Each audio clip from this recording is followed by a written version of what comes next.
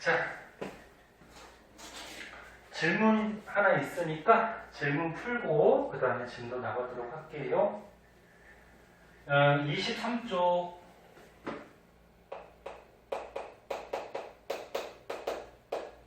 23쪽에 2번 봅시다. 그림은 서로 다른 종류의 영양소래요.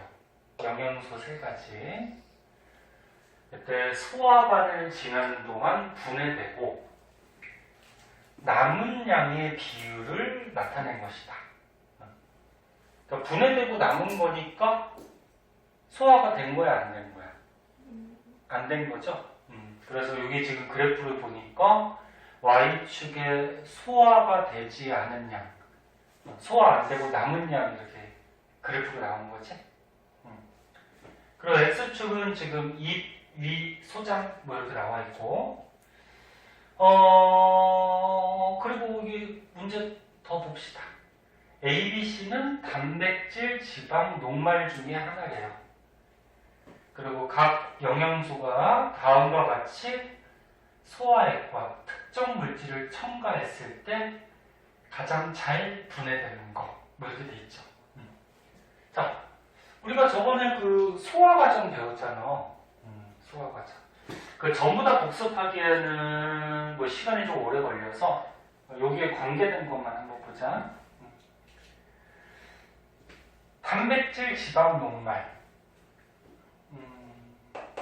단백질, 지방, 녹말. 요거 3개 중에 하나인데, 자, 소화 과정이 어떻게 되지? 소화 기관이 입. 그 다음 뭐였어? 식도, 위, 소장, 그 다음에 대장, 항문. 요게 이제 소화기관, 소화 과정이 되죠? 그 중에서 입에 보면은 침이 나오고, 침 속에 아밀레이스라는 소화 효소가 있다 그랬죠. 걔는 요거 3가지 영양소 중에 누구 분해시켰지? 녹말 분해시켰죠. 기억하지? 그래서 입에서는 침 속에 아밀레이스라는 소화 요소가 녹말을 분해시켰어요. 녹말 분해되면 뭐 엿당 뭐 이렇게 됐었지. 그거 써볼까? 그리고 단백질이나 지방은 분해가 안 됐죠. 이런 소화 효소는 한 가지 영양소만 분해시킬 수가 있어요. 이 아밀레이스가 단백질이나 지방은 분해 못 시킨다 그랬어요. 그 다음에 식도는 그냥 넘어갔었고, 위액 속에 보면은 펩신 있었는데, 펩신이라는 소화 요소는 어떤 영양소 분해시켰지? 단백질. 기억하죠? 펩신. 요거는 단백질을 분해해서 뭐 중간 단계에 중간 물질을 만든다고 했어요. 그런데 요거 펩신이 단백질 분해시킬 때 도와주는 물질이 있다 그랬어. 누구? 염산. 염산이 요 단백질 분해를 도와준다 그랬어. 얘가 분해시키는 건 아니야. 그 다음에 이제 소장으로 가면은 이자액이 나왔었죠? 이자액 속에는 소화 요소가 3가지가 있었어. 요거. 침 속에 있는 아밀레이스도 있었고. 또 뭐 있었지? 단백질 분해시키는 트립신이라는 소화 요소도 있었고. 그 다음에 지방 분해시키는 라이페이스. 다 기억하네. 이런 게 있었죠. 그래서 이자액은 이렇게 녹말, 단백질, 지방 3대 영양소를 전부 다 분해시키는 회사. 위에서 분해 안 된 단백질은 이 소장에서 트립신에 의해서 분해되고, 그 다음에 지방은 계속 넘어오다가 소장에서만 분해된다 그랬죠? 그 다음에 녹말은 입에서 한번 분해되고, 분해 안 된 거는 또 소장에서 이렇게 분해가 되고. 기억하지? 그런데 여기서 라이페이스가 지방 분해할 때 얘를 또 도와주는 애가 있대. 누구? 그렇지, 쓸개즙. 그리고 소정이 보면은 이제 또 장액이라고 나왔었는데, 장액이 이제 요 단백질, 그 다음에 녹말, 이런 거를 또 한 번 분해시켰어, 그치? 그래서 자세한 거는 전에다 배운 거니까 생략하고, 요 정도만 보고요. 근데 지금 문제가 분해가 안 된 거, 소화되지 않은 거래. 그럼 입을 먼저 보자. 입에서는 녹말은 어떻게 돼? 분해되죠? 소화되지? 그럼 여기에 지금 소화 안 된 게 A하고, 잠깐. 이 초록색이 뭐야? C하고 파란색이 B. 여기서 소화 안 된 거는 지금 B하고 C가 소화가 안 됐다. 그리고 이 A는 맨 처음에 있던 양보다 줄어들었잖아. 그럼 이거 뭐야? 녹말이 조금 소화됐다는 거죠. 그리고 소화 안 된 거는 나중에 소저항에서 또 소화되니까. 그럼 요거 A가 누구야? 녹말. 그 다음에 이제 위로 가면은 위로 갔더니 요거 파란색이 막 줄어드네? 그치? 그럼 파란색은 소화가 됐다라는 거죠. 지금 문제가 소화 안 된 거를 그래프로 그리는 거니까. 그럼 파란색이 줄어들었다? 소화됐다. 그 위에서는 누구 소화? 단백질. 그럼 B가 누구야? 단백질. 그 다음에 단백질은 여기 있는 거 같이 소장에서도 어떻게 돼? 소화가 되니까 소화 안 되고 남는 게 조금씩 있겠지? 소장에서 이게 단백질. 그럼 이제 C는 나오는 거니까 누구? 지방. 지방은 방금 전에 했듯이 계속 소화가 안 되고 남다가 소장이 오면은 라이페이스가 지방 소화시킨다 그랬죠. 이렇게 그러면 되죠. 자, 근데 문제는 이거야. 이 각 영양소가 어떤 소화에 어떤 물질을 첨가하면은 잘 분해되는지를 고르래요. 그럼 A가 뭐였는데? 녹말. 녹말은 이 위액이 분해시켜 보시죠. 이거 녹말. 위액. 분해 못 시켰죠. 그럼 일단 얘는 틀렸다. 그지? 네. 그 다음에 A. 녹말은 끓인 이자액이래. 녹말은 이자액 속에 이자액 속에 아밀레이스가 분해는 시켜요. 그런데 이자액을 끓였대. 끓이면 어떻게 될까?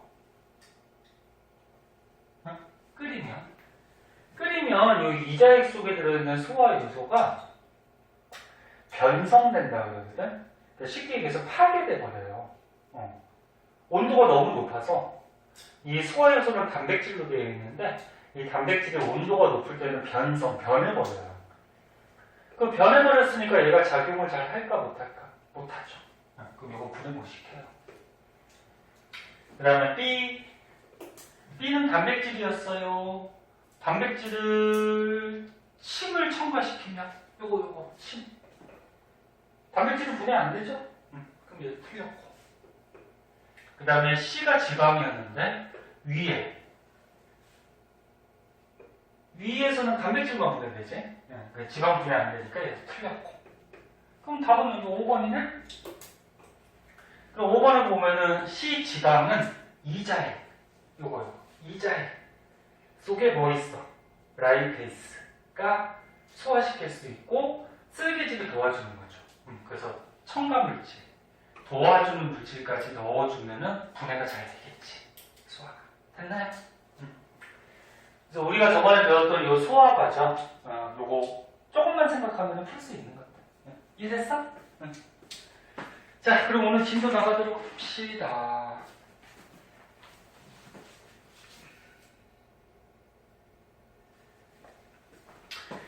우리가 몇 쪽 할 차례니? 35쪽인가? 26쪽.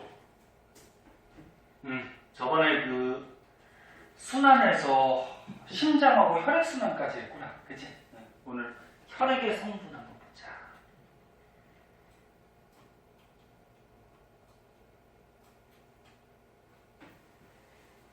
자, 볼게요.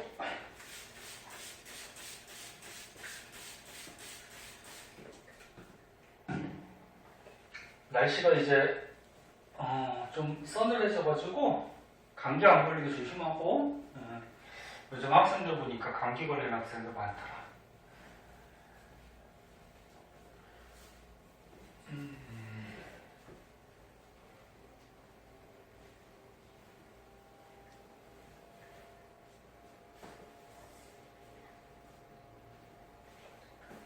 자, 혈액.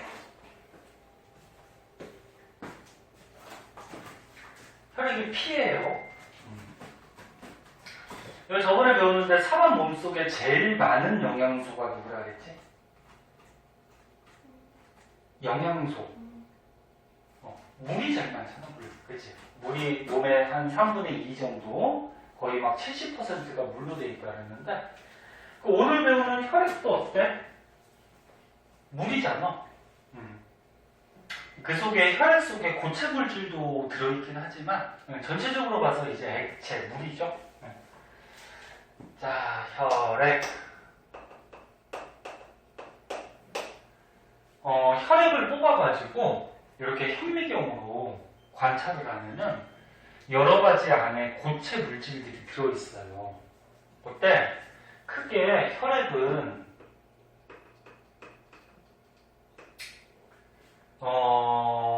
고체 성분, 혈구라 그러거든. 그 다음에 액체 성분, 혈장이라고 해요. 그래서 피는 혈구하고 혈장으로 이제 크게 구분할 수가 있고, 혈구는 또 어떻게 나누냐면은 들어봤을 거야. 적혈구 들어봤죠. 그 다음에 백혈구, 혈소판 이렇게 나눠요. 요게 이제 혈액 속에 들어있는 고체 성분들이야. 그 다음에 혈장은 그냥 혈장이고, 요거 액체.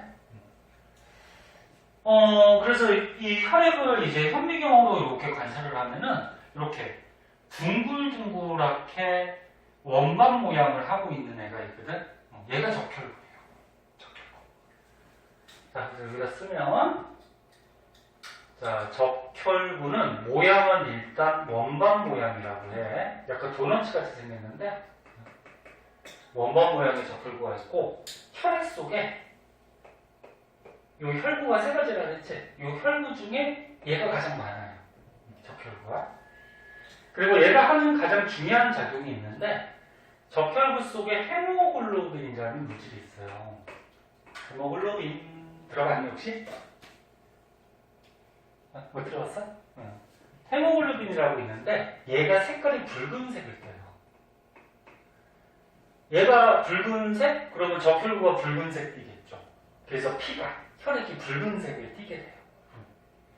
근데 얘가 어떤 기능을 하냐면은 산소를 운반해주는 역할을 해요. 산소를.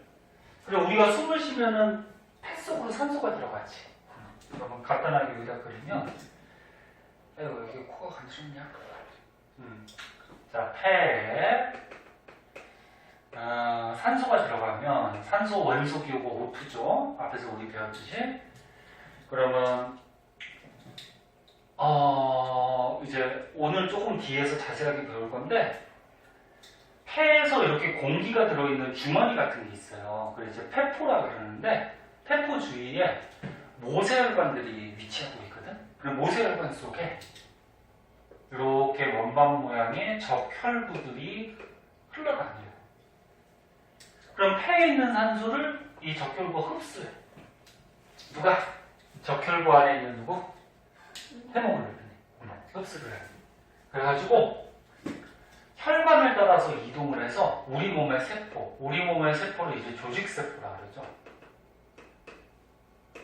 그러니까 우리 몸의 조직에 있는 세포다 그런 얘기야. 조직세포로 가서 이 적혈구 헤모글로빈이 갖고 있던 산소를 이렇게 세포들한테 줘요. 이렇게. 그래서 결국적으로 적혈구의 헤모글로빈은 산소를 흡수해서 이동해서 필요한 세포들한테 이렇게 공급하는 역할을 해요. 그래서 한마디로 줄이면 어떻게 한다? 산소를 운반해준다. 그럼 문제 한번 내보자.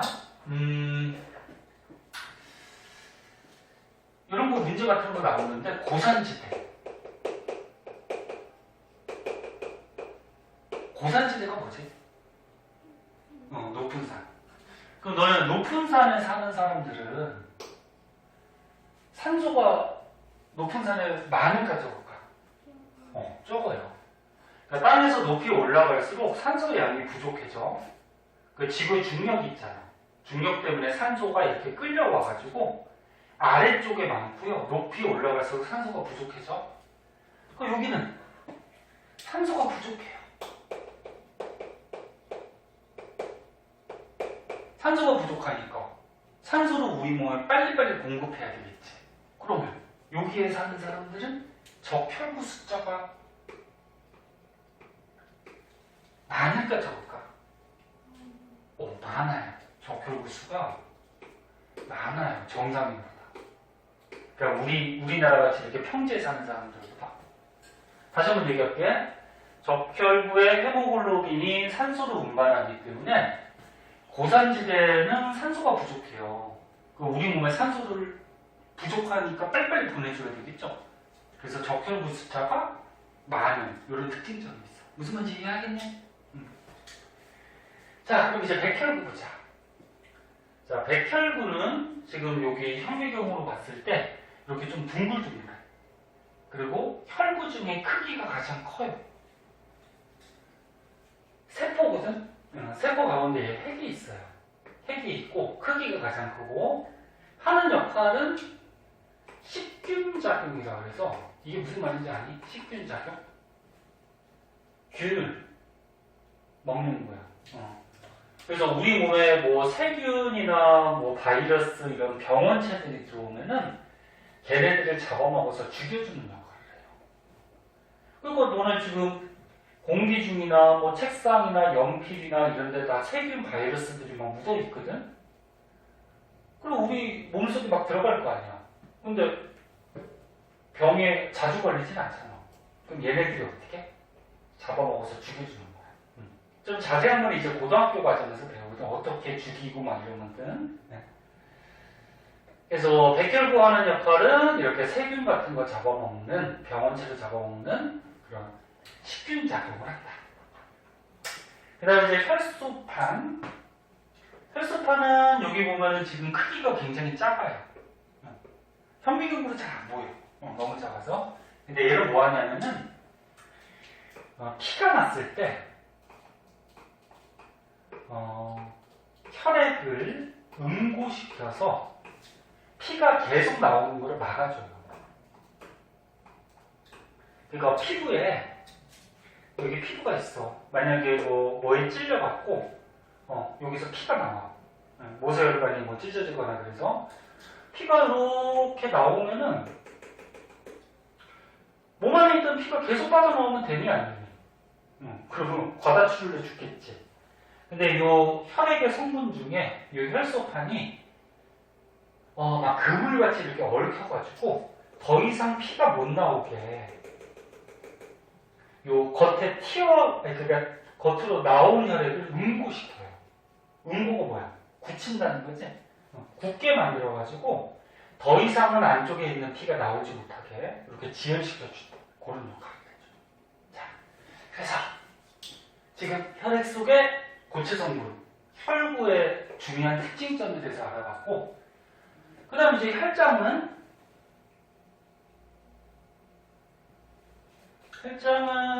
혈액 속에 들어있는 액체 성분이에요. 액체니까 대부분 물로 돼 있어요. 그럼 대부분 액체이기 때문에 여러 가지 물질들을 운반해요. 아까 물질 중에 산소는 누가 운반한다고? 헤모글로빈, 적혈구가 운반하는 거야. 그럼 산소 말고 이제 이산화탄소, 그 다음에 뭐 영양소, 그 다음에 노폐물, 이런 것들을 이제 피 속에 혈장이 만들어야죠. 그리고 또 한 가지 알아두면은, 혈액 속에 요거 고체 성분, 혈구가 한 45% 정도 들어있고요. 혈장이 한 55% 정도 들어있거든? 그러니까 요거 두 개 합해서 전체 100% 했니? 응. 근데 이 혈장, 대부분 물이라고 그랬잖아. 요 물 때문에 우리 몸의 체온을 유지하는데 굉장히 도움을 줘요. 너네 바깥에 지금 춥거나 덥거나 하는 체온은 몇 도 정도로 유지가 되죠? 36.5도 정도, 그치? 사람마다 약간 달라. 36.5도보다 조금 높은 사람도 있고 조금 낮은 사람도 있는데 대부분 36.5도. 그러면 체온이 유지하는데 이 혈장이 왜 중요한 역할을 하냐면은 요거는 이제 2학년 뒷부분에서 한번 배우는데 물이 비열이 크거든. 아직 안 배웠잖아, 그치? 비열, 그치? 그래서 뒤에서 한번 배워. 비열이 큰데 비열이 큰 물질은 온도가 잘 안 변해요.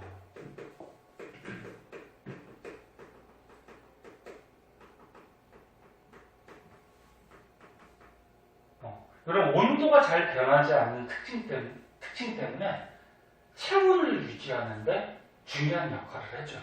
피 속의 액체 성분 혈장이. 선생님, 물을 불 가지고 가열하면 온도가 변하잖아요. 근데 여기서 말하는 건 뭐냐면 물은 다른 물질에 비해서 온도가 잘 안 변한다. 예를 들어서 예를 들어서 이렇게 비커에다가 하나는 뭐 금속 조각을 넣었어. 하나는 여기다가 뭐 모래를 넣었어요. 그리고 하나는 물을 넣었어. 그리고 똑같은 불로 막 가열해. 그럼 금속하고 모래하고 물 중에 누가 가장 먼저 뜨거워질 것 같니? 금속은 금세 뜨거워져요. 그 다음은 누가 또 뜨거워질 것 같아? 모래. 물은 뜨거워지긴 하는데 온도가 천천히 올라가요. 그러니까 온도가 잘 안 변해. 그럼 다른 말로 하면 무슨 말이야? 사람의 몸에 혈액이 많이 들어있고 피가 없는 곳이 없잖아, 다. 혈액이 많이 들어있고 혈액 속에 혈장 속이 거의 물로 되어 있기 때문에 온도가 잘 안 변하니까 바깥이 지금 춥거나 덥거나 간에 체온이 유지가 되는 거야. 잘 막 급격하게 올라가고 급격하게 떨어지고 이렇게 되진 않는다는 거야. 무슨 말인지 이해하겠니? 그래서 선생님 비열이라는 말을 썼는데 비열은 이제 뒷부분에서 배울 거야. 자,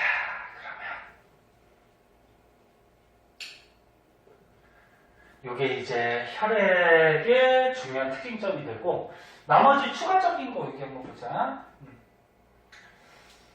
혈액을 시험관에 담아가지고 원심분리라고 있거든. 원심분리가 뭐냐면 혈액을 담았어. 그 다음에 이 시험관을 원심분리기라고 있어. 거기다 딱 넣고 스위치를 딱 누르면 그 기계 안에서 이 시험관이 막 빠른 속도로 막 돌아가요. 막 돌아가니까 무거운 게 바깥쪽으로 막 밀려. 그래서 아래쪽에 무거운 성분이 가라앉아요. 고체가 무겁겠니? 액체가 무겁겠니? 고체가 좀 무겁겠지, 그지? 그래서 원심분리시키는 혈액을 무거운 고체 혈구가 밑으로 가라앉고 가벼운 액체 혈장은 위로 떠요. 그래서 요 양을 측정했더니 혈장이 조금 많아. 뭐 이런 것도 참고서 봐요. 그 다음에 또 추가적으로 이것도 한번 볼까? 봐봐. 너네 상처가 났다는 거는 피부가 약간 틈이 생겼다는 거야. 찢어졌다는 거야. 그럼 그 틈으로 세균들이 어떻게 될까? 막 들어올 수 있어요. 그럼 상처가 나면은 몸에 세균들이 침입할 수가 있어. 그럼 아까 세균 죽여주는 애가 누구였지? 혈액 속에서? 백혈구였지. 얘가 세균 죽였잖아, 그치? 그러면 몸에 세균이 들어왔어. 그럼 걔를 죽이기 위해서 백혈구 숫자가 많아질까 적어질까? 많아져요. 그러니까 몸에 평소보다 세균이 많아졌으니까 백혈구 숫자가 증가해서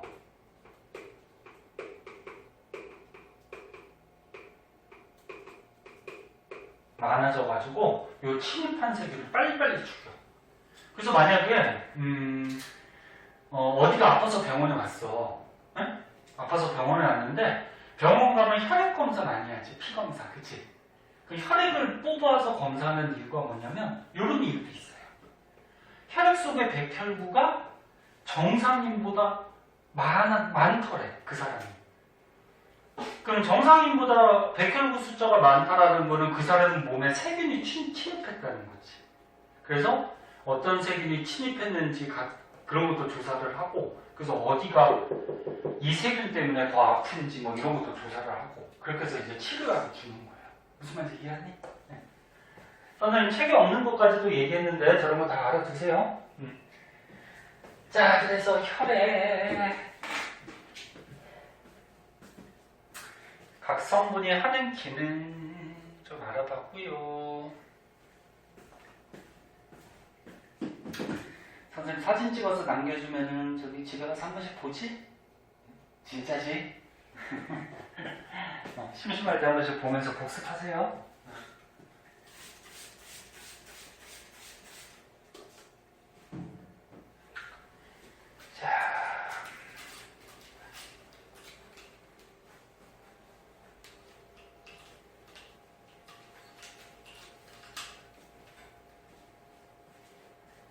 자, 그래서 뭐 그림 밑에 보면은 선생님이 여기 설명한 거 있어. 설명한 거 여기 이렇게 표로 나와 있을 거야. 네?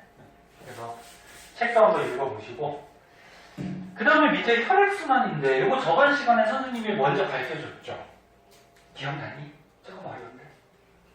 기억나? 그래? 그럼 물어볼게. 응? 진짜로 기억나? 여기 조금 헷갈렸죠.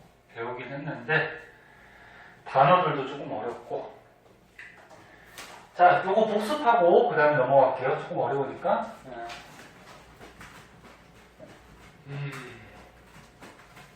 덥진 않아? 오늘 한 명이 아파가지고 몸이 안 좋다고 그래가지고. 자, 혈액순환.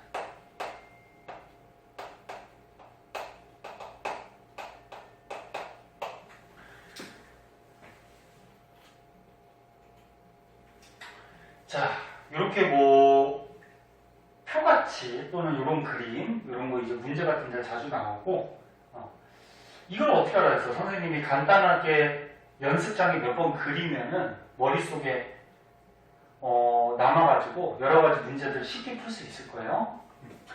그리고 선생님 그리는 거 다시 한번 보자. 가운데 이렇게 심장을 그려주고요. 심장이 있다고 하자. 심장 가운데 어떻게 될까 했지? 막혀 있어요. 이쪽에 피하고 이쪽에 피가 섞이면 안 돼. 그럼 죽어요. 그 다음에 심장에서 이렇게 펌프질 하면은 혈액이 폐로도 가고 우리 몸으로도 이렇게 가요. 몸으로도 이렇게 가는데, 자, 심장에서 혈액이 들어있는 방이 크게 4개 있다 그랬어. 간단하게 드리는 거. 위에가 뭐였지? 조그만 방? 심방이었죠, 심방. 헷갈려. 밑에가 뭐야? 심실. 위에가 심방, 밑에가 심실. 그래서 사람은 이심방, 이심실로 되어 있다 그랬고, 헷갈리면 이렇게 방실, 방실 뭐 이렇게 뭐 그렇게 하든지. 이쪽이 뭐지? 우야 자야. 아니다. 너네가 봤을 때는 왼쪽이지. 근데 이 칠판이나 문제가 이 책이 자기 심장이라고 생각한다 그랬잖아. 이 칠판이 자기 심장이라고 생각하면 이게 선생님 오른손이거든. 오른쪽이라 그래서 오른 우자를 쓴다 그랬죠. 그래서 우심방 우심실. 아까 우라 그랬니? 잘 그랬지, 그치? 그러니까 효린이가 보는 쪽으로 하는 거 아니야. 볼 때는 왼쪽이지만 이게 자기 심장이라고 생각하면 오른쪽이 돼요. 응? 그럼 이쪽은 어떻게 돼? 자기 심장이라고 생각하면 왼쪽이 되지, 왼쪽. 그럼 뭐야? 좌심방, 좌심실.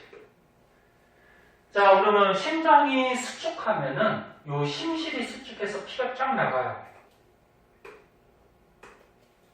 심장에서 혈액이 나가는 혈관, 동맥이야, 정맥이야? 그치, 동맥. 심장에서 피가 나가는 혈관, 동맥이었고, 근데 여기 우심실에서 나간 혈액은 폐로 간다고 그랬어요. 그럼 폐로 가니까 무슨 동맥? 폐동맥. 그 다음에 여기 좌심실에서 나간 혈액은 우리 몸으로 이렇게 간다 그랬어. 몸으로 가는 거 뭐? 대동맥. 그럼 이제 혈액이 폐로 갔다가 다시 또 심장으로 이렇게 들어오죠. 그 다음에 몸으로 갔다가 다시 심장으로 이렇게 들어와요. 그러면 심장으로 들어오는 혈액, 혈관. 이 뭐야? 정맥. 심장으로 들어오는 혈관, 정맥. 근데 얘는 폐에서 들어오니까 뭐? 대정맥. 얘는 몸에서 들어오니까 대정맥. 기억나지? 자, 이렇게 혈액이 막 순환해. 이렇게 순환하는데. 그럼 폐로 혈액이 순환하는 게 폐순환이에요. 폐순환. 여기 나온 거 있지? 폐순환. 그럼 폐순환의 과정은 어떻게 되지? 우심실, 폐동맥, 폐정맥, 좌심방. 여기까지가 이게 폐순환이죠. 그럼 우리 몸으로 혈액이 순환하는 건 뭐라 그래? 온몸 순환. 온몸 순환은 좌심실. 그 다음 뭐야? 대동맥, 온몸, 대정맥, 우심방. 됐니? 요 순서 외우려고 그러면 되게 헷갈려. 그래서 그림으로 생각을 해봐야 돼. 그럼 혈액순환 왜 할까? 우리 열심히 하고 조금 쉬자니? 혈액순환은 왜 하니?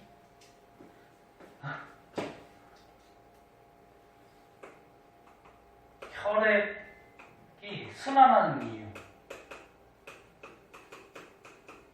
요거 저번 시간에 안 가르쳐줬나? 안 가르쳐준 것 같아요. 야, 피가 왜 순환해? 어떻게? 아, 심장이 뛰어야 되니까? 이게 순환하는 거죠? 왜 순환하냐고.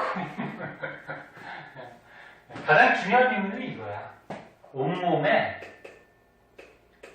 우리 온몸에 보면 세포들로 돼 있잖아. 우리 몸의 세포들을 조직세포라고 한다 그랬어.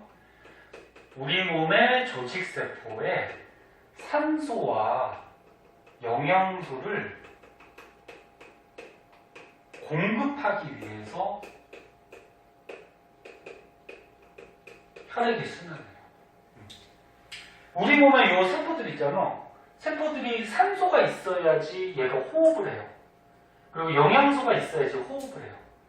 그러니까 세포들이 호흡한다 그러면 그냥 초등학생 같이 산소 들이마시고 이산화탄소 내뱉고 그렇게 대답하면 안 되고, 세포들이 호흡을 한다는 얘기는 산소하고 영양소를 이용해서 이 영양소를 분해시켜요. 그래서 이 세포들이 살아갈 수 있는 에너지를 만들어.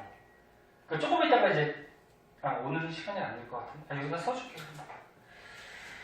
세포들이 호흡을 하는데, 호흡한다는 뜻은 뭐냐면 우리 몸의 영양소를 분해를 시켜서 세포들이 살아갈 수 있는 에너지를 만드는 게 호흡이야.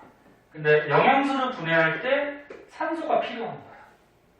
그리고 에너지를 내고 이제 노폐물이 이산화탄소 뭐 이런 게 나와요. 물 같은 거. 세포들이 이렇게 에너지를 내면서 호흡을 해야지 살아갈 수가 있어. 그렇지 않으면 세포들 죽어요.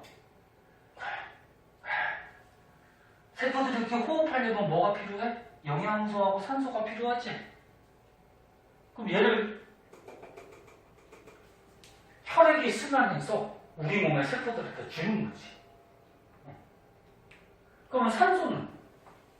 영양소부터 할까? 영양소는 우리 저번 시간에 배웠듯이 소화 과정에 의해서 영양소를 소화시켜서 우리 몸의 혈액에다가 공급시켜주는 거야. 그럼 산소는? 여기 폐. 폐에서 숨을 쉴 때 산소가 들어오지. 그러면 산소를 가지고 심장으로 가서 펌프질 하면은 온몸으로 가죠? 그리고 온몸의 세포들한테 혈액 속에 뭘 공급해? 산소를 공급하는 거야.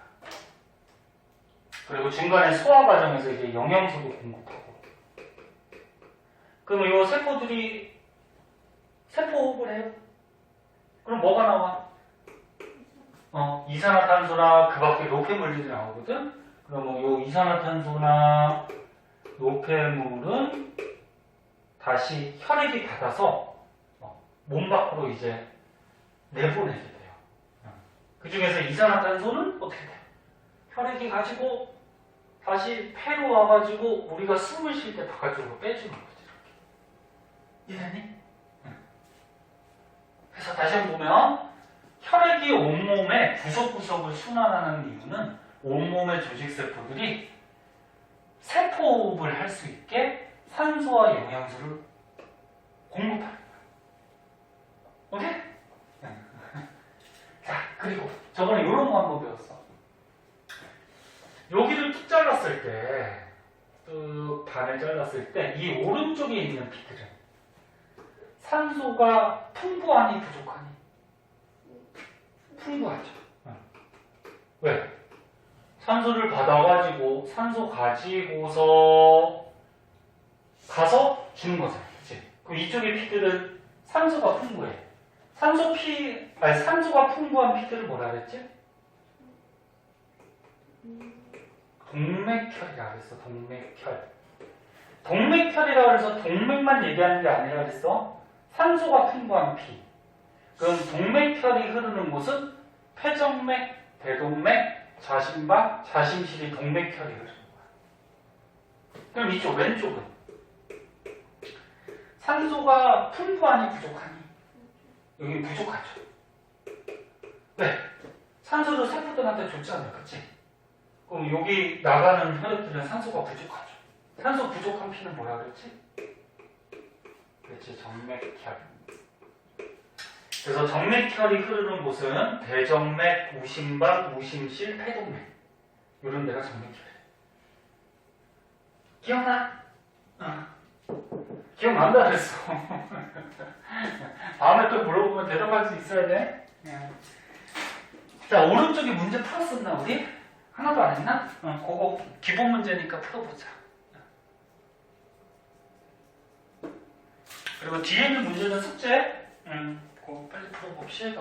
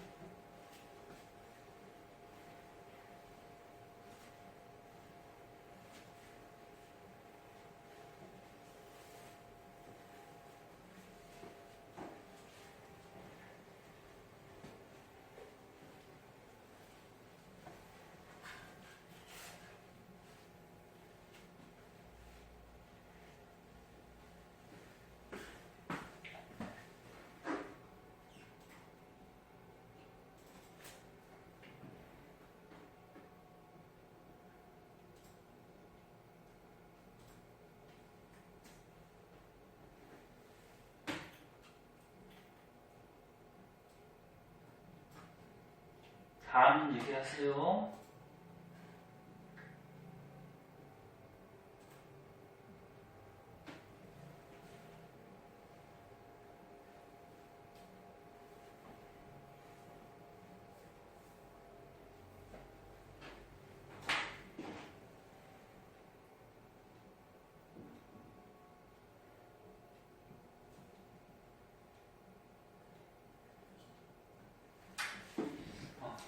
걸리니까 영상 잠깐 끊었다가 하자.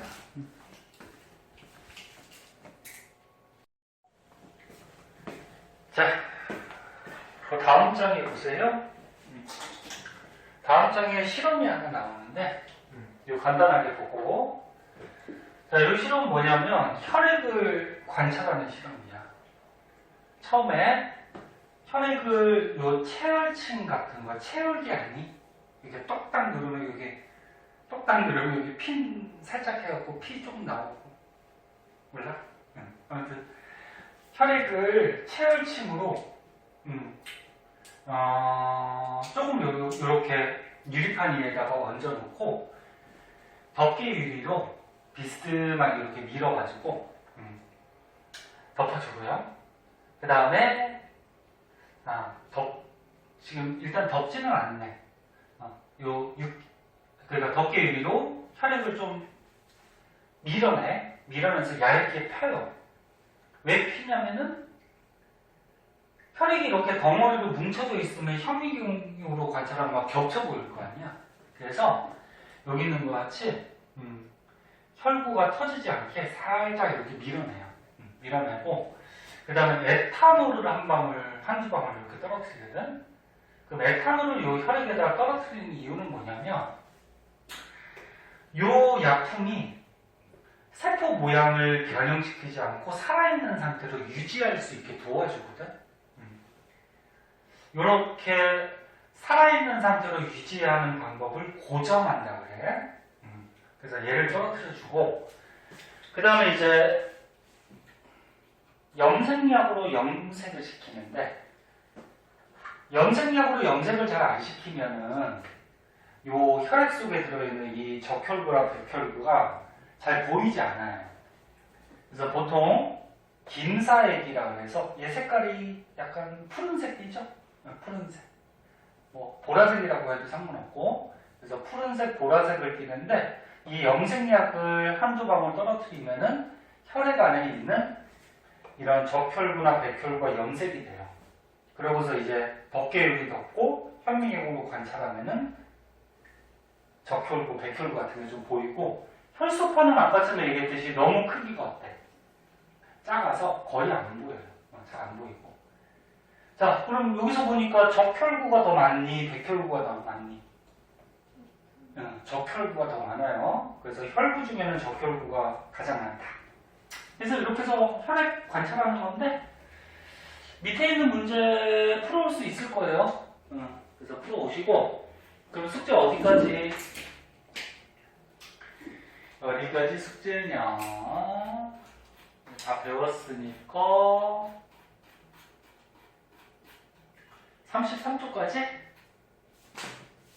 그치? 33초까지 풀어오시고 자, 호흡으로 넘어갑시다. 자, 호흡.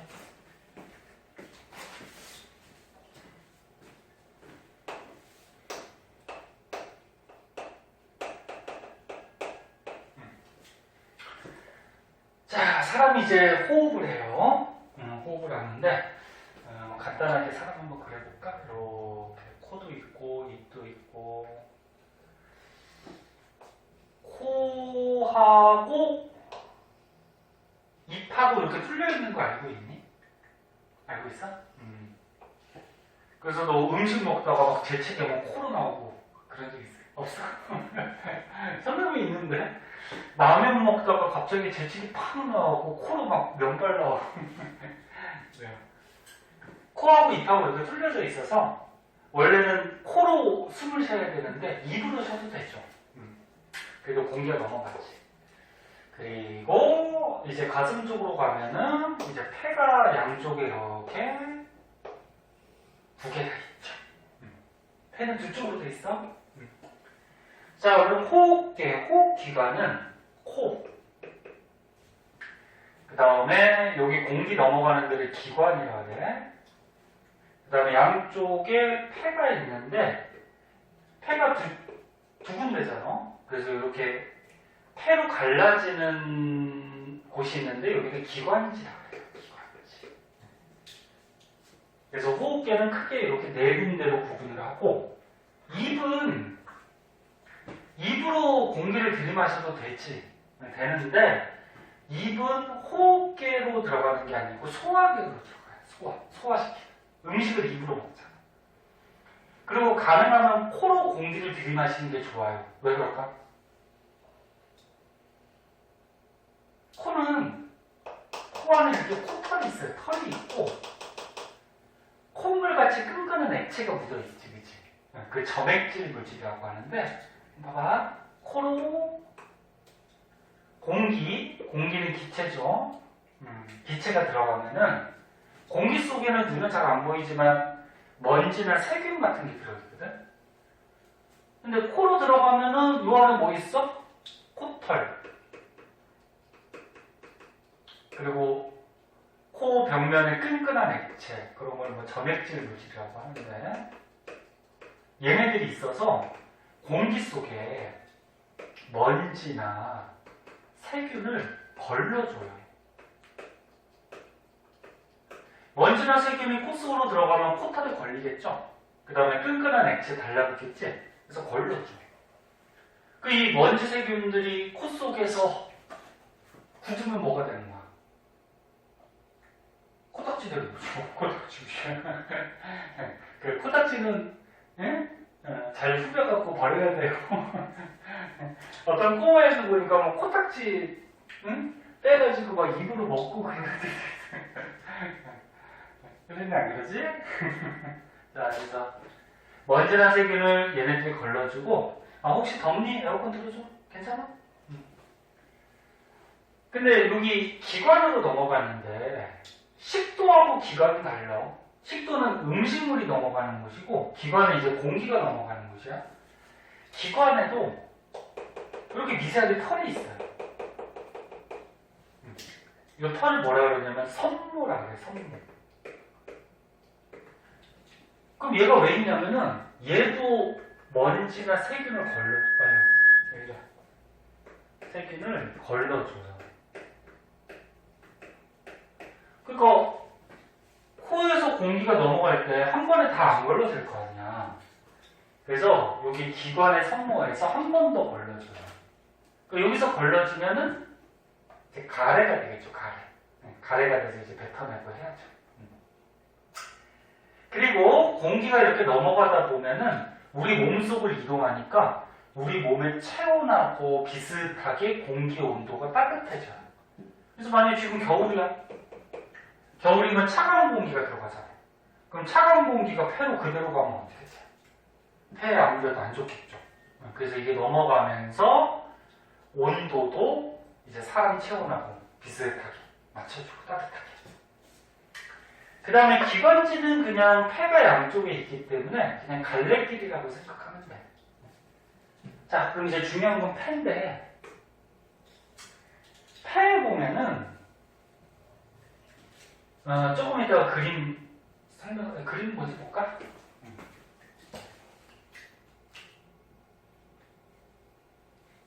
자, 여기 폐에 보면은 폐 안에 이렇게 공기주머니 같은 것들이 들어있어요. 공기주머니. 요거는 이제 폐포라 그래, 폐포.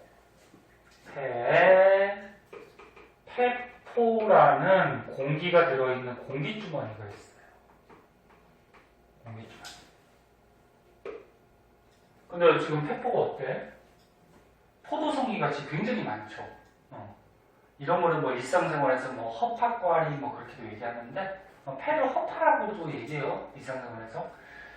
그래서 이런 폐포가 이 폐 안에 무수히 많아요. 굉장히 많아. 그래서 공기를 많이 저장할 수가 있겠죠. 공기주머니가 있는데 폐포로 돼 있어서 좋은 점이 있어요. 뭐냐면 그냥 폐가 밋밋한 것보다 이렇게 포도송이 같이 둥글둥글 폐포로 되어 있으면 생각을 해봐. 이렇게 매끈한 것보다 둥글둥글 폐포로 되어 있으면 겉의 면적이 어떻지?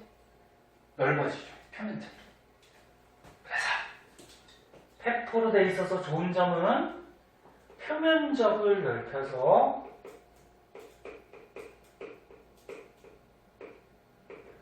기체 교환을 효율적으로 할 수 있다라는 장점이 있어요.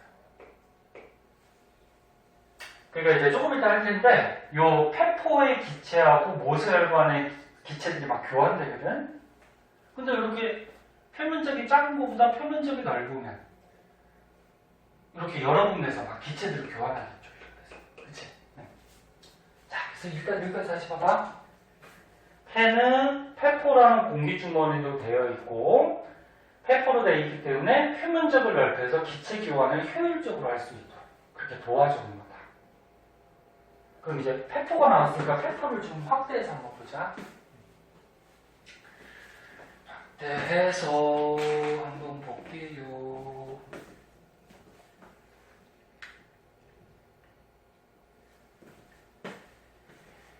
오늘 저기 엄마가 데리러 오시기로 하셨어? 엄마가 오시니 아빠가 오시니? 엄마가 오셔? 엄마 운전 잘하셔? 그래? 아빠가 잘하셔? 엄마가 잘하셔? 응? 몰라? 그러면은 현인이가 차 타고 있으면 아빠 차 탔을 때가 마음이 편해? 엄마 차 탔을 때가 마음이 편해? 에? 상관없어? 그래. 현인이도 이제 성인 되면 운전면허 따서 운전도 할 텐데 운전 재밌을 것 같지? 그러니까 선생님도 그랬어. 학교 다닐 때 어렸을 때는 막 어른들이 운전하고 다니면 막 놀이공원에 있는 범퍼카 타는 범퍼카 운전하는 거 같이, 그지? 범퍼카 타봤지? 재밌을 것 같고 막 그랬는데 그래갖고 실제 운전할 때 막 다른 차들 바꿔 다니면 안 돼요. 그럼 큰일 나죠. 근데 운전을 이제 하다 보면은 힘들어요. 운전도 힘들어서 조심해야 되고 합니다. 그래, 잠깐 지울 동안 딴 얘기 했고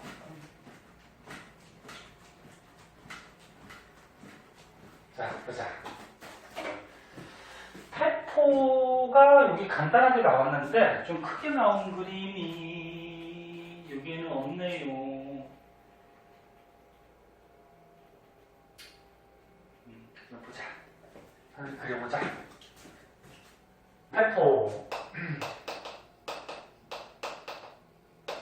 폐포가 폐 안에 있는 공기주머니라고 했어. 그래서 폐포가 아까 포도송이 같이 굉장히 많았잖아. 그거 하나를 크게 그려볼게요. 하나를 크게 그려보면 자, 요게 이제 폐 안에 있는 공기주머니 폐포라고 하자. 근데 폐포 주위에는 이렇게 모세혈관이 둘러싸고 있어요.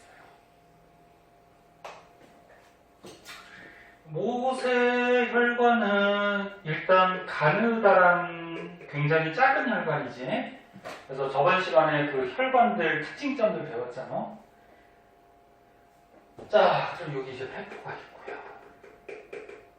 그때 폐로 이렇게 들어오는 피가 있어. 선생님 아까 혈액순환 복습하면서 가르쳐줬어. 심장에서 혈액이 쭉 나가서 폐로 간다 그랬지. 심장에서 나가니까 동맥이고 폐로 가니까 무슨 동맥? 폐동맥. 그래서 심장에서 혈액이 나오면 폐동맥을 따라서 폐로 와요. 이해가 됐니? 그 다음에 이제 모세혈관을 거쳐서 다시 이제 심장으로 가요. 그럼 폐를 거쳐서 심장으로 들어가는 혈관. 그렇지. 폐전맥이 되겠지. 그치. 그럼 이제 우리가 이렇게 숨을 쉴 때 뭐가 나가지? 이산화탄소를 보통 내보내죠? 그리고 뭘 이렇게 흡수하지? 그치, 산소. 그럼 이 이산화탄소는 우리 몸에서 생긴 노폐물이야. 그러니까 내보내야 돼. 그래서 몸에서 이렇게 생긴 노폐물을 가지고 와서 이 모세혈관에서 폐포 쪽으로 이산화탄소를 넣어줘요. 그럼 우리가 숨을 쉴 때 바깥쪽으로 빼는 거야. 그러면 산소는 어떻게? 다시 혈액이 받아가는 거지. 그래서 이 폐포에서는 이렇게 이산화탄소, 산소, 기체 교환을 하거든. 근데 여기서 이제 중요한 거 있어. 여기다 쓸까? 페포에서 기체를 교환하는 원리가 있는데, 지금 기체들을 교환하지? 네, 그 원리가 뭐냐면 확산이라는 현상이에요. 확산. 확산은 일상생활에서도 가끔 쓰거든. 확산된다는 무슨 말이니? 그치, 퍼진다. 이제 퍼지는 건데 많은 쪽에서, 그러니까 농도가 진한 곳, 많은 쪽에서 적은 쪽으로 어떤 이런 물질들이 퍼져나가는 걸 확산이라고 그래. 그럼 잘 봐, 내봐라. 확산. 우리 몸에서 세포들이, 아까 세포하고 나면 노폐물 이산화탄소가 나와. 그럼 이산화탄소를 가지고 폐로 와요. 그러면 혈액 속에 이산화탄소가 많이 들어있어. 폐는 혈액보다는 이산화탄소가 적어. 그럼 많은 쪽에서 적은 쪽으로 어떻게? 확산 현상으로 이산화탄소를 내보내는 거야. 이해했니? 응. 그러면 산소는, 우리가 숨을 쉬면은 요 공기주머니 폐포 속에 산소가 많이 있어요. 그럼 혈액 속에는 어떻게 돼? 우리 몸을 다 돌고서 왔기 때문에 혈액 속에 산소는 좀 부족하겠지. 그래서 이것도 어떻게 돼? 많은 쪽에서 적은 쪽으로 무슨 현상? 확산 현상으로 산소가 공급이 되는 거야. 이해됐니? 그래서 공기가 이렇게 이동한다는 얘기는 이쪽이 많은 쪽, 이쪽이 적은 쪽. 이쪽이 많은 쪽, 이쪽이 적은 쪽. 그래서 많은 쪽에서 적은 쪽으로 이런 기체들이 이동하는 거 확산이라고 얘기해요. 자, 그러면 여기 폐동맥은 산소가 풍부한 거야, 산소가 부족한 거야? 부족하지. 네. 몸에 산소 공급하고서 이산화탄소 가지고 오는 피니까. 그렇지. 그럼 산소가 부족한 피는 아까 뭐라 했지? 동맥혈, 정맥혈. 그렇지. 여기는 정맥혈을 이루는 거지. 다시 얘기하지만 정맥혈은 정맥이 아니야. 요 안에 산소가 부족한 피가 흐르는 거죠. 그럼 여기서 어떻게 돼? 폐포에서 산소를 가지고 다시 몸으로 가잖아. 그럼 이쪽 나가는 피는 어떻게 돼? 산소가 풍부하겠다. 그럼 산소가 풍부한 피는 뭐라 그러니? 그렇지, 동맥혈이야. 여긴 동맥혈. 오케이? 이해됐어? 응. 그리고 한 가지 더 하면 이 폐포는 공기주머니인데 이 공기주머니에 있는 세포가 만약에 여러 겹으로 돼 있으면, 그러니까 만약에 이 폐포 벽이 두꺼워 여러 겹으로 돼 있어. 그럼 기체들을 잘 교환할 수 있을까 없을까? 없어요. 그래서 이 폐포는 보통 얇은 한두 겹 정도의 세포들로 돼 있어요. 그래야지 기체들을 교환할 수 있겠죠? 됐나요? 됐어? 여기까지? 자, 그러면은 선생님이 설명 안 한 거 여기 추가적으로 한번 보도록 하자. 자, 지겨운. 자, 코털하고 끈끈한 액체가 먼지색은 아까 걸러준다 그랬고, 그지? 기관하고 기관지 있었는데, 기관에 또 성모라는 털이 있어서 얘도 먼지색은 거른다고 했고, 그리고 기관지는 뭐 갈래길, 그렇게 생각하면 되고, 폐는 가슴의 좌우에 한 개씩 있고요. 여기 가슴에 폐 있어. 폐 겉에 뼈 있죠. 이거 무슨 뼈라고 그러지? 갈비뼈. 갈비뼈가 보호하고 있어요, 폐를. 폐가 중요하니까. 갈비뼈가 뭐 폐만 보호하는 건 아니고 심장하고 뭐 위 이런 것도 보호하지, 그치? 그거 폐 밑에 보면은 막이 있는데 가로막이라는 게 있어. 그러니까 폐가 이렇게 있으면 앞에는 갈비뼈 있죠. 그리고 폐 여기 밑에는 이렇게 가로막이라는 막이 있어요. 그런데 중요한 게 여기서 또 한 가지가 나와요. 폐는 근육이 없어요. 근육이 있어야지 스스로 움직이거든. 그러니까 이런 팔 같은 경우는 어떻게 돼? 근육이 있으니까 움직이지. 선생님 말랐지만 근육은 있어. 근육이 없는 사람은 없어요. 예, 근육 때문에 움직이고, 저번에 배운 심장은 근육이 있을까 없을까? 심장벽에. 심장 움직여 안 움직여?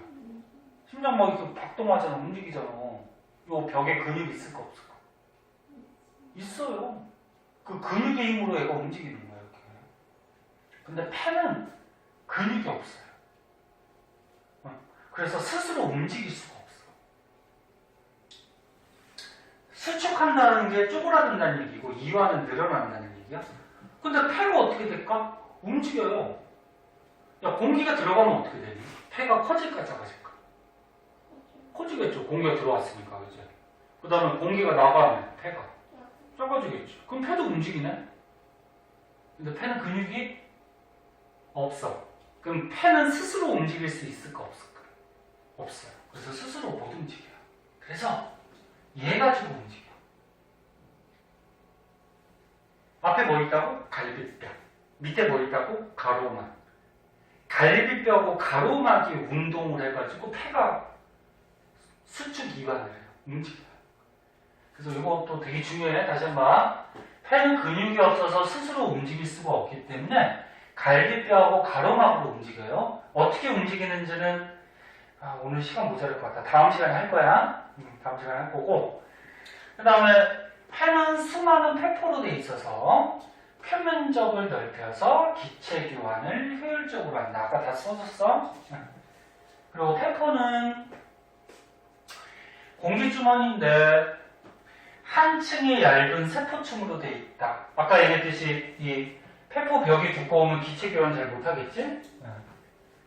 그리고 폐포하고 모세혈관 사이에서 산소하고 이산화탄소를 교환한다. 교환하는데 교환하는 원리는 뭐라고? 박살. 그 다음에 가로막 갈비뼈 얘기한 거고, 이 가로막 갈비뼈를 어떻게 운동하는지를 이제 다음 시간에 할 거야. 그거 할 거고. 자, 요 정도 알아두면 될 것 같고, 오른쪽에 문제 풀 수 있겠죠? 먼저 한번 풀어봅시다. 그리고 문제 풀 때 들숨, 날숨 이런 말도 나올 텐데, 들숨은 뭔지 알아요? 공기를 들이마시는 걸 들숨이라고 해. 그럼 내뱉는 거는 날숨이라고 해. 네? 그러고서 문제 한번 풀어봅시다.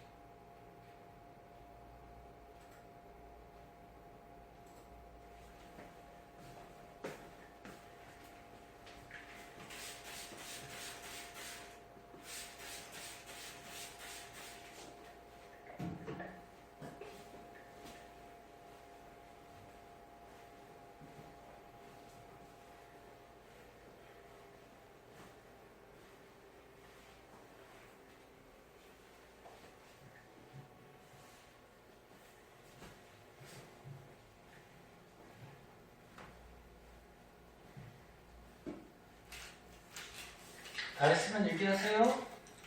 다 했어? 기본 문제는 뭐 빨리 풀죠? 채점 해보고.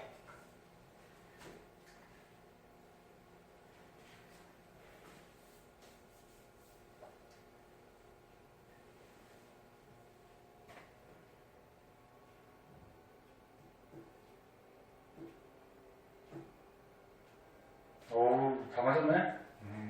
혹시 맞은 것 중에 헷갈리는 거 있니? 괜찮아?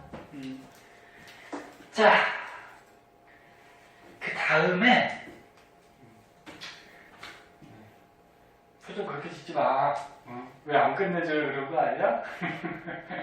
이제 시간 조금 남았으니까 그 다음 장에 이제 호흡 운동이라고 해가지고 아까 얘기한 호흡 원리가 나오는데 잠깐만 이걸 할까?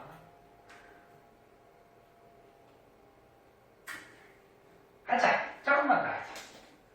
표정 그렇게 하지 말라고 지금. 마스크 써서 잘 안 보이게 해가지고 선생님 눈 보면 알아. 우리 그만 끝내지 왜. 자, 간단하게 조금만 볼게요. 자, 호흡 운동. 다시 한번 얘기하면은 폐는 근육이 있다 없다? 폐는 근육이 없다. 그래서 스스로 운동을 하지 못한다. 그럼 누구 가지고 운동한다고? 갈비뼈하고 무슨 막? 가로막. 맞아요? 가로로 있다 그래서 가로막. 그래서 갈비뼈하고 가로막에 의해 운동을 하는데 얘네들이 움직여서 폐가 움직이는 거야. 자, 그럼 공기를 들이마시는 거를 뭐라 그랬지? 들숨. 공기를 내뱉는 건 뭐라고? 날숨. 그럼 공기를 들이마실 때는 요거를 한번 가보자. 공기가 바깥에서 어떻게 되는 거야? 안쪽으로 들어오는 거야. 몸 안으로, 그치? 그럼 내쉴 때는 몸 안에 있는 공기가 바깥쪽으로 빠져나가는 거지, 그치? 자, 그럼 여기서 중요한 거 갈비뼈하고 가로막에 의해서 호흡을 한다고 했어. 됐니?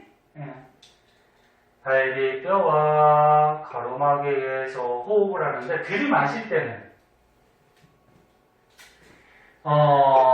폐가 커지겠니? 작아지겠니? 아까 전에 효진이가 잘 얘기했는데 커지죠? 공기가 들어오니까 폐가 커지지? 폐의 부피가 커져요. 그럼 생각을 해보자. 이거 외울 필요 없이. 자, 들이마셨어. 그럼 폐가 커져.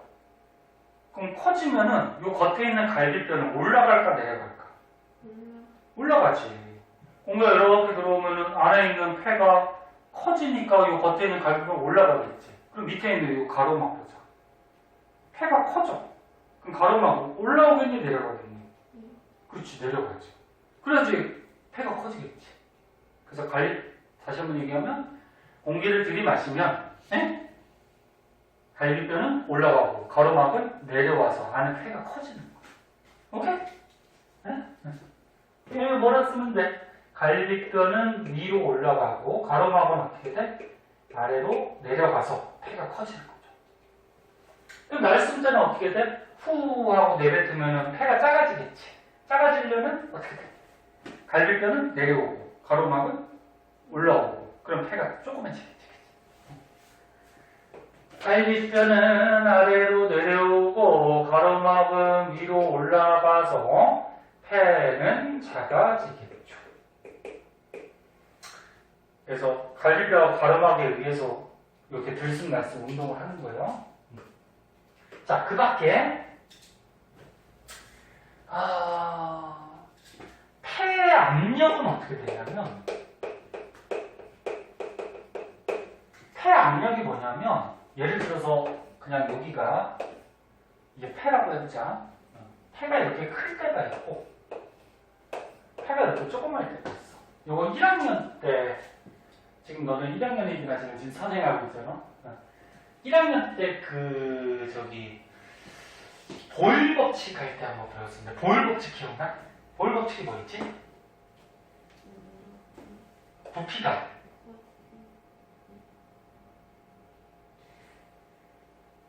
그럼 저렇게 생각하자. 그 보일 법칙에 압력을 가하면 부피가 작아진다 뭐 이런 거 있잖아. 그러면 그거랑도 약간 관련이 있는데 그럼 생각을 해봐. 요 안에 공기가 들어있어. 폐라고 하고 공기가 뭐 이렇게 들어있는데 얘네들이 벽을 이렇게 운동하면서 치고 있지. 이런 입자들, 분자들은 끊임없이 운동을 해요. 그럼 얘네들도 이렇게 벽을 치고 있어. 그러면 벽 치는 횟수가 왼쪽하고 오른쪽 중에 어떤 게 벽을 더 자주 치니? 오른쪽이 공간이 조그마니까 이 안에 공기들이 벽을 자주자주 막 부딪히겠지. 그럼 벽에 가해지는 압력이 얘가 더 센 거야. 그래서 들쓰면 어떻게 돼? 폐가 커졌지. 이렇게 커진 상태이기 때문에 이게 들숨이라고 하면 얘 날숨. 폐가 커진 상태니까 이 안에 들어있는 공기가 벽을 치는 횟수가 적어져. 그래서 압력이 어떻게 되냐면 낮아져요. 감소해요. 응? 근데 날숨은 공기가 후 빠져나가면 폐가 작아지잖아. 그치? 그럼 그 안에 들어있는 공기가 벽을 치는 횟수가 증가하니까 벽에 가해진 압력이 어떻게 된다? 높아져요. 이거 이해할 수 있겠니? 그리고 여기 책에 보면 흉강이라고 나오는데 흉강이 뭐냐면 폐를 포함하는 가슴통을 흉강이라고 해. 가슴통. 응? 폐를 포함하는 이 가슴통. 그래서 그냥 요거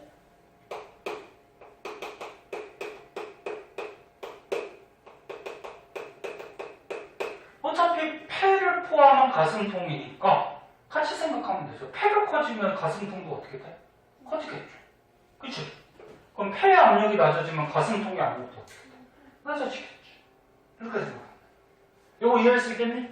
네. 그래서 오늘은 1분 넘었네.